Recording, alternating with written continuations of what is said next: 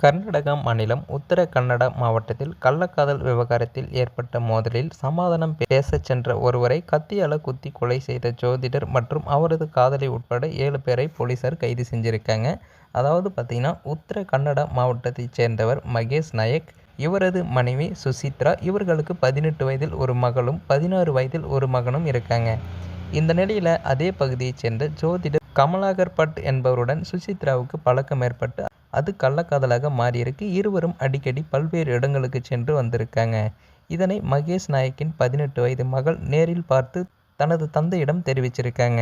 மகள் கூறியதை கேட்டு அதிர்ச்சியடைந்த மகேஷ் நாயக் தனது மனைவியை கண்டிச்சிருக்காங்க. இருப்பினும் சுசித்ரா தனது போக்கை மாற்றிக்கொள்ளாததால காவல் நிலையத்தில் மகேஷ் பாபு புகாரும் அளிச்சிருக்காங்க. போலீசார் இரு தரப்பையும் அழைத்து எச்சரித்து அனுப்பியிருக்காங்க.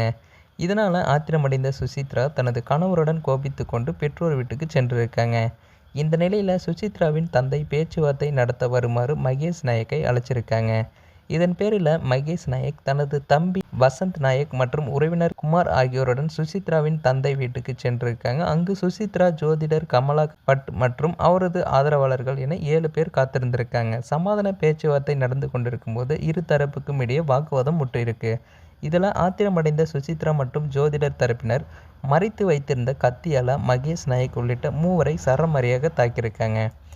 இந்த பயங்கர மோதல்ல மகேஷ் நாயக்கின் தம்பி வசந்த் நாயக் சம்பவ இடத்திலேயே உயிரும் இழந்திருக்காரு. படுகாயம் அடைந்த மகேஷ் நாயக் மற்றும் குமார் ஆகியோர் மீட்கப்பட்டு அரசு மருத்துவமனையில் தீவிர சிகிச்சை பிரிவில் அனுமதிக்கப்பட்டிருக்காங்க. இந்த சம்பவம் குறித்து வழக்கு பதிவு செய்த போலீசார் சுசித்ரா, ஜோதிடர் கமலாகர் பட் மற்றும் சுசித்ராவின் தந்தை உள்ளிட்ட 7 பேரை அதிரடியாக கைது செஞ்சிருக்காங்க. கள்ளக்காதல் விவகாரத்தில் தம்பி கொலை செய்யப்பட்ட சம்பவம் அந்த பகுதியில் பெரும் பரபரப்பை ஏற்படுத்தியிருக்கு. ஸோ இந்த தகவலை பற்றி நீங்கள் என்ன நினைக்கிறீங்கன்றதை மறக்காமல் கமெண்ட்டில் சொல்லுங்கள்.